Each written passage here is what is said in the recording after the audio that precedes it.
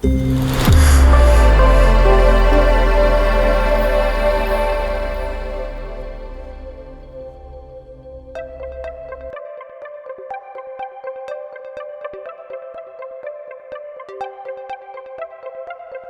and welcome to this episode of Transformation Talks. I'm your host, Bill Penczak, and I'm the Chief Transformation Officer for the Center for Accounting Transformation. And on this series, we talk to firms and people in the accounting profession that are going through either a personal or a firm or a life-changing transformation in general. And my guest today is Paul Mueller, who Paul and I happened to work together years ago. We stayed in contact over the years. It's been how many years, Paul?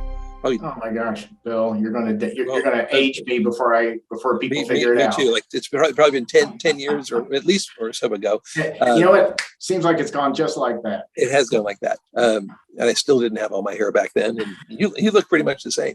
Anyway, Paul, tell us about your firm and then give us the backstory of how you went from being the national head of the tax group for a pretty large firm to what you're doing today. Well, people would probably think I need my head examined, but I tried that one time and they didn't find anything in there. So I am where I am. I'm the managing director for the firm of Mueller Pye and Associates. We're a full-service accounting firm strictly focused on serving the needs of business clients. Of course, we do a lot of 1040 returns because every business is owned by somebody, but our real focus is on tax, accounting, and advisory services for the business, small and medium-sized businesses. We've been in business.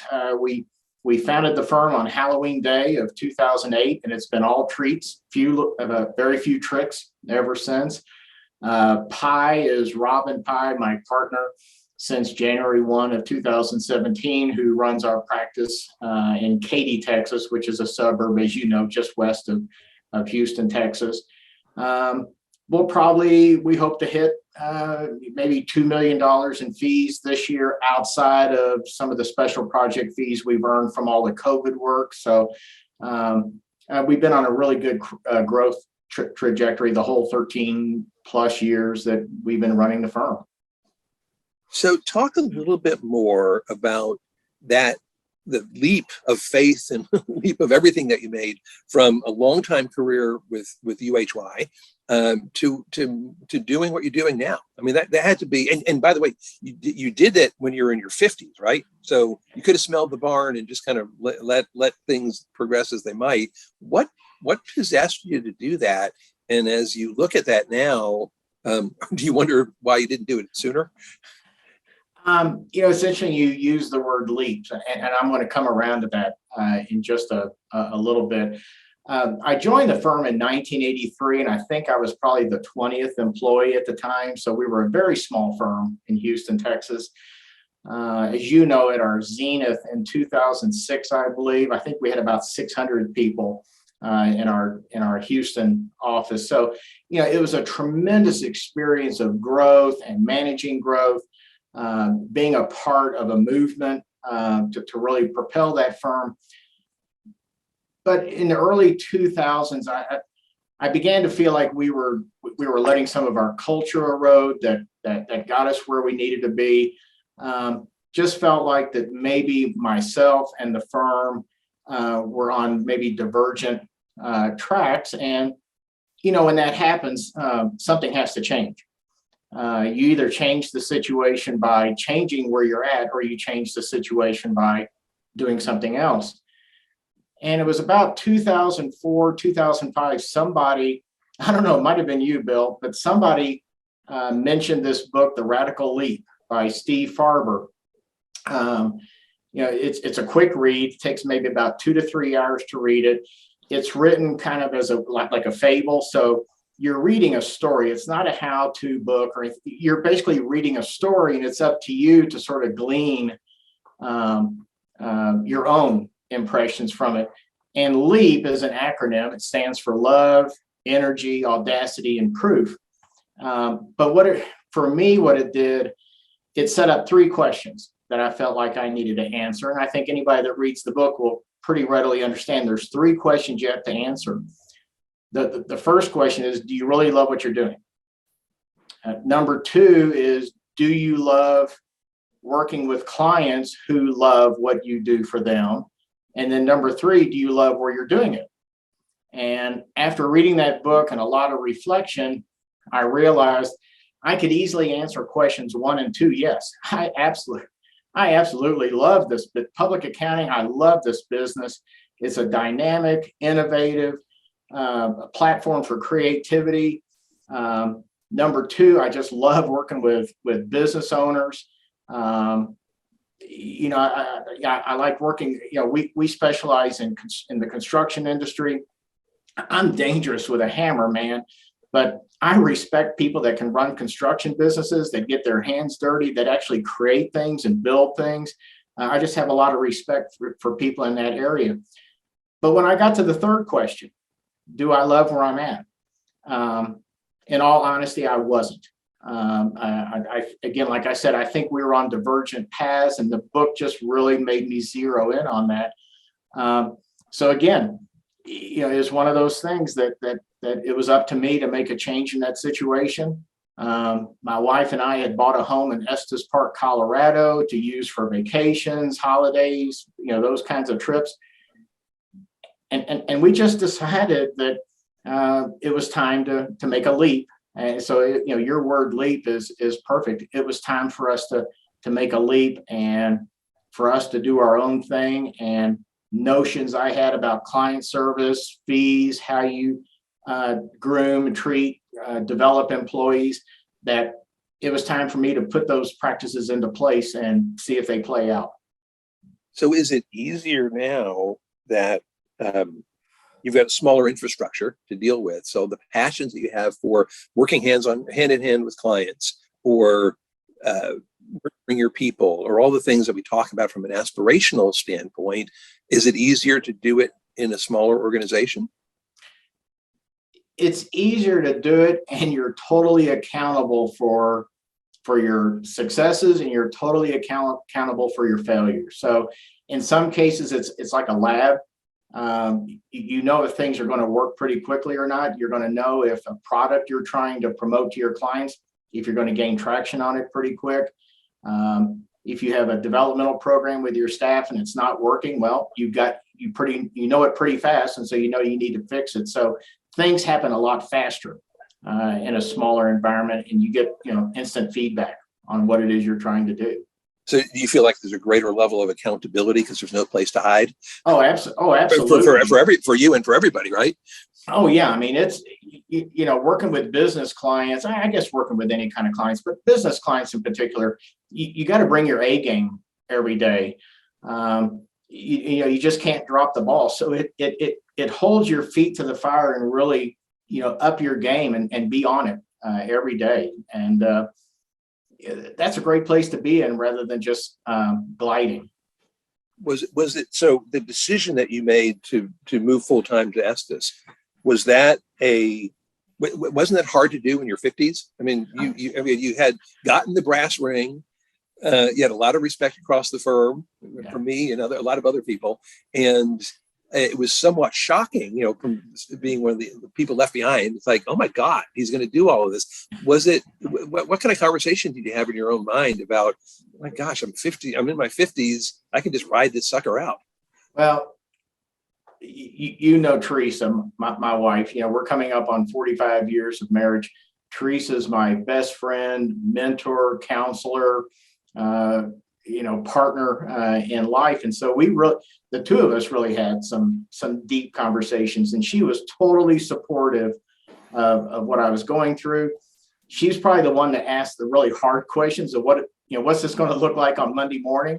You know, it's one thing to talk about it over a glass of wine on Friday, but what's it going to look like on Monday morning? So, you know, I really had to be accountable to her first for that. But in some respects, Bill, I think it was easier. Our kids were up and out of college. They were on their own, so we weren't disrupting lives, girlfriends, school relations. You know, we didn't have any of that blocking us. We both kind of laughed that you know, if this didn't work out, we could both go sack groceries at Safeway. There's a Safeway store in Estes Park. Worst case scenario, we just go sack groceries. So once you understand the worst case scenario, it makes it pretty easy to go, because you know if you can survive that, something better is going to happen. The other part of it that I think I came to realize by reading The Radical Leap was I think it was harder to stay.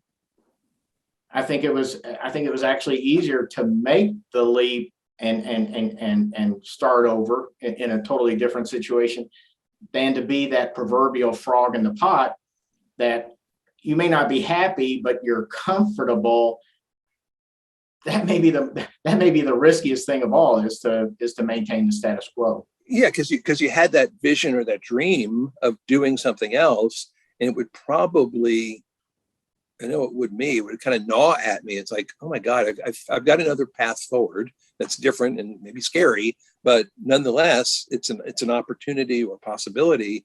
And it would be worse maybe to have had that insight and then not be able to have it come to fruition. That would be worse. Yeah, when I look back on it now, because I've had other people ask, why did I make a change like that? And the firm was very profitable. The partner, as partners, we were all making a pretty good living. But after a while, you realize it's as I refer to it, as a gilded birdcage, which once you take the gilding off, it's a birdcage. Mm-hmm. So I just felt like, there were times where I felt like I had all the responsibility of running the tax practice, but none of the authority to really exact change that I thought needed to take place. So you get stuck in that birdcage to kind of go along, get along, and that's just not me. So you and I are both baby boomers. I think you're a little bit older than me, but we grew up in a generation, and that was, you get one job, you put your nose to the grindstone, you come in early, you stay late, it'll all pay off. My dad was that way. My dad worked for the same company for 35 years. My dad too. It started in the mailroom and literally worked his way up. But now I think the millennial generation and the ones after that, Generation X and Z, and then kind of overlaying the whole COVID thing, people have had time to be more introspective and thinking about their, I hate this term, but their work-life balance and all that other stuff. What lesson have you learned as a baby boomer that you think is appropriate for somebody in public accounting? Because when a couple episodes ago, I talked to a guy that started off at Anderson. He was in audit and didn't want to do audits for the rest of his life, and he got into consulting. And he said, I probably wouldn't be in public accounting today had I not made that switch. And so I think there's a lot of lingering, angst, frustration, whatever, of people in public accounting. Fewer and fewer kids are getting into it now. The turnover is pretty high in general, and it's an industry in flux. So so for somebody who is 20 years younger than we are, or 30 years younger than we are, that's scary, and working, what things what kind of advice would you give them to think about in terms of finding their bliss, in the words of Joseph Campbell, in public accounting, or not in public accounting? First of all, it's hard to take that journey alone. Most of us are not introspective enough to honestly figure those kinds of things out. So in my case, I mentioned my wife Teresa. I think it's, if you don't have that kind of a support network, perhaps a professional coach that you can confide in and talk to, somebody who's not going to have the answers, but maybe they're asking you the right questions to make you process through that, because we all have the answer. It maybe just hasn't been facilitated where we can really seize onto it. A therapist to help in that kind of a situation, because sometimes we may be all bungled up in our own heads and need kind of that help to sort of straighten things out, think clearly, think forward, and all of that. But if someone if those are like turnoffs to people, like they really don't want to have somebody else involved, or maybe they think nobody else will understand where they're at, which, by the way, we're all in that area. Particularly if you're asking, is this all there is? That's a cry for help to find out, because the answer is no, that's not all there is. There's more and there's better.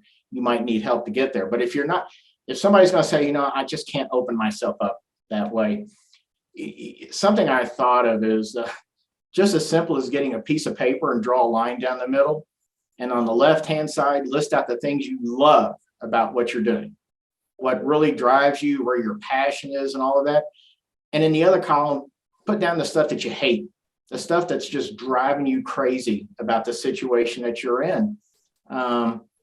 The real courage in this is addressing those items that you hate and mitigating them in some form or fashion. And and I'll give you an example in just a second, but it's so easy to look at the things you hate and say, well, that's just the nature of the beast. That's what I have to put up with. And that is not true. Each of us has the power to do something about it. And Bill, I'll go back to the day when I announced that I was leaving UHY and I was going up to Colorado and, start our own firm up here. And I told everybody I was too young to retire and I was too old for this to be a midlife crisis. So I just thought this was the real deal that I'm going to go forward on. But it was interesting. I had at least there might have been 3 partners that came into my office that after that meeting, closed the door, and they all kind of said the same thing, which was basically like, gosh, I wish I could do what you're doing. And my response to every one of those individuals was, you can. And then, of course, you got the backtracking. Oh, but you don't understand. I can't do. I'm in. My kids are in college. I mean, I don't want to name the name, but you and I talked about a couple of weeks ago when we first connected on this. We talked about someone else at a firm that we both know that kind of did the same thing. He didn't go to work for another firm or really, but I think he had enough as well, and probably it's a combination of different things. But his firm got bought out by one of the big firms, and he was definitely working for the man, and it was just wasn't fun anymore. And so I get that. But yeah, so the Benjamin Franklin list, right? The pluses and the minuses of I think he is credited with having invented that, and so I think that applies to wherever you are in your career or your life, I guess, for that matter. And it's a pretty simple thing to do, but I do think it is difficult for a lot of successful, driven people to admit that they don't have all the answers. And so having a sympathetic spouse or friends or coach or therapist or whatever else, I think, nobody can go this alone. And I think CPAs are smart people, right? And they always think in their head in a weird way that they have to have all the answers. And guess what? If I've learned one thing as I've gotten older, is that I don't have to, and I don't have to be embarrassed by it. In fact, it's sort of. We talk in our office that the most dangerous client that you can have is the business owner who doesn't know what they don't know. Basically, the know-it-all. You can't tell them anything new that they hadn't already heard or whatever. The best client of all, and this applies to ourselves too, the best client of all who knows what they don't know. And they're seeking that kind of assistance and help and advice and all those kinds of items. Those people we can relate to really well and talk to and help them get better. But the people that don't know what they don't know, that's a sad, scary place to be in. Well, that's funny. What you just said is kind of a lead into one of the questions I was going to ask later, but I'll ask it now. So CPAs do a great job, especially on the tax side, of advising their clients about how to do things within the company, right? And, and you're I don't like this term either, but the trusted advisor, and you're the shoulder many times that the client will come to and cry on or ask questions about or ask advice about. But even with having all of those skill sets, I think you and I agreed a couple of weeks ago that firms do a lousy job of doing it for themselves, of like setting in the disciplines to run a company, a firm effectively, or holding people accountable in an effective way. And I've had these conversations before with partners that, if you heard one of your clients saying what you're telling me right now, you'd go, you're a going concern, or you don't have a plan, or whatever. Can you comment on that about the cobbler shoes? Yeah, I mean, yeah, that's the doctor's kids have the runny noses and the cobbler's kids have no shoes. We all put our tax returns on extension. We're great at trying to save the world, but we're not so good at trying to save ourselves. And so, yeah, I think that's where you have to kind of sit back and say, am I taking my own medicine? Whatever advice I'm giving to my clients, am I living up to that as well? Am I doing this for myself? And that's a real challenge. And I think, in our situation with Robin as my partner, it's easier to hold each other accountable and have those conversations about, are we on the same page? Are we rowing in the same direction?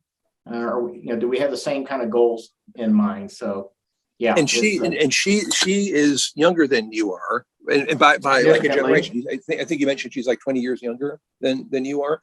Yep. So, ideally, you've got the ideal situation to have an elegant transition, and that was one of the other things we wanted to talk about in terms of transformation, is about your eventual exit from the firm and having Robin and others take over. So what have been some of the conversations and thought process that you can share with us? Well, first of all, I promised Robin 5 years ago when she joined that I would never retire. Now, of course, we know that that's not totally within my power either. As a little bit of background, as you know, Robin and I worked together for about 10 years when we were both in Houston. So really built up a special relationship, built one heck of a great team within UHY. I mean, we were just clicking on all cylinders, doing some great work.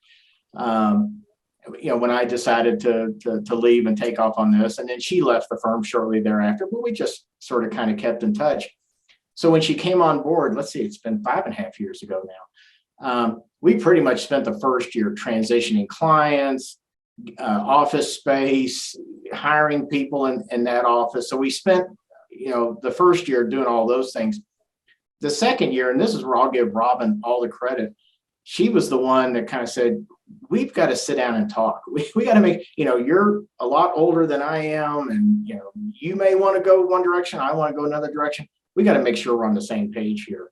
And we spent a significant amount of time working through an exercise called the $1 Million Firm that basically helps you make sure you both are on the same page in terms of achieving common goals. And so we have those, those goals, and we revisit those now and then to make sure are we okay? Is everything, we're moving in the same direction. I know, Bill, my role here at the firm is going to morph over time. I have no near-term plans to actually hang it up and retire. Frankly, I'm having so much fun right now. I wouldn't want to give up this gig right now, but health, those are things that are sometimes beyond our control. So it's really compelling on me to do what I can to make sure not only Robin, but her management team are ready to take this thing well beyond what I've been able to do. And in some respects, that's my legacy. If I were to leave this firm and it cratered, what would that say about me? Yeah. I did a lousy job. But if this thing sustains, grows, builds after I'm gone, I can sit back and say, you know what, I helped with the foundation. Was it when y'all first had those conversations about the succession, was it hard for you to have that conversation? Because I'll tell you, I've talked to a lot of other managing partners and they get freaked out. I literally had this happen not too long ago, where two of the senior partners from a firm were going to go fly someplace. And I said, don't you think it's smart for both of you to be on the same plane? And like, what do you mean? I said, God forbid, and played that out. And the partner I was talking to was like mortified, like he paused, stopped him in his tracks. And I wasn't trying to be evil, but it's like, that's just a risk thing that you got to think about, because if you guys weren't around, I'm not sure what would happen to the firm. And so that idea of your mortality or your career mortality, was that a hard thing to approach when Robin and you first started talking about it? 4 years ago when we first had those conversations, yeah, it was probably a little more difficult for me. But it really came into sharp laser beam focus with the pandemic. And you made reference to it earlier. The media talks about great resignation and all that stuff. Like, wait a minute, these people didn't just drop out of the workforce. They're not all sitting in mom's basement playing video games. They just went someplace else. There might be some people that are still assessing things, but they basically left crappy organizations to try to find something better. I refer to it as the great reassessment. I was really surprised, particularly in 2020. I think I had about a half a dozen of our business clients that were like, you know what, Mueller, I think it's time for me to sell. And for me, this whole issue about succession became compelling because you had more time to think. You were home alone. You're thinking, what if I caught it? And what if I didn't make it? And so it really, for me, sharpened the focus that I've got to be intentional. I've got to get off my butt. I've got to push the ball. I've got to get this done. I got to wrestle this thing to the ground and make sure I live up to my own expectations that this firm survives way past beyond me.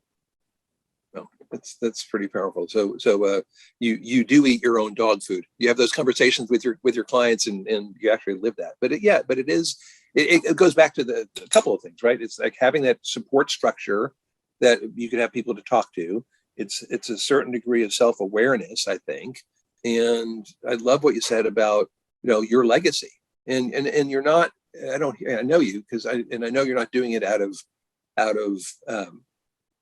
boastfulness or pride. It's just because it's the right thing to do. And you have an affiliation and a friendship with the people that you work with. And you want to see them be prosperous as well. Yeah. And Bill, I think part of it too is, we all talk about exiting the firm, and that exit's going to look different for everybody. An exit might be selling the firm. An exit might be tucking in to another firm. An exit might be a succession where, like in my case, Robin and our management team take this firm over and continue to run it. So instead of just talking about exit kind of in a generic way, I think somebody in particularly in my position at my age, you need to sit there and kind of define out, what is that exit going to look like? What's the right exit for you, and what's it look like, and what is your responsibility? What's your participation, and what's your responsibility to make that exit happen? In our case, the exit looks like Robin and our management team taking over. So it's really on me to teach, empower, furnish those lessons that hopefully resonate with them and help them build their skill sets to run this firm. Yeah. So any last pearls of wisdom? I said it kind of earlier. For somebody that's either thinking through an exit, or they're 20 years younger and they're not feeling it where they are right now, and they're wondering, is that all there is? Take comfort in the fact that you're not alone. Take comfort in the fact that you're probably among the 5% who are asking themselves those kinds of questions rather than just accepting the status quo. So lean into it, embrace that questioning. I can tell you from experience, if you do make that leap, you're going to experience some change. You're going to experience a lot of challenges, and there's going to be a lot of discomfort along the way as part of that transition. But the outcome is joy, love, and fulfillment. Well said. Well, thank you so much, Paul, for agreeing to do this to begin with, being so open and articulate on this episode of Transformation Talks. You're I always loved working with you, and getting reconnected over this has been kind of a pleasant memory of the time that we had together. Yeah, it's taken me back some years, and you gotta enjoy the ride. Yeah. Running a small accounting firm is like riding a roller coaster. There's some days where it's exciting and you're yelling your full head off. I got to tell you, though, there's some days where you just want to get back to the station and get off so you can throw up. But that is the human experience. That's the range of emotions, and I wouldn't want it any other way. Great. So we encourage everyone who's watching this to visit the Center for Accounting Transformation website at www.improvetheworld.net. Yes, www.improvetheworld.net. The Center for Accounting Transformation provides business professionals with a framework for utilizing innovations that are ready for adoption, the training and resources necessary to apply those innovations, and an opportunity to engage the talent and community needed to follow that pursuit of innovative accounting practices that drive responsible and mindful business performance. So once again, you can see all the resources that we have at www.improvetheworld.net. And if you're interested in sharing your own transformation story like Paul and others have done, use the Contact Us button on the website. And so thanks for joining us, and we'll look for you at the next episode. Thank you, everybody. Thank you, Bill.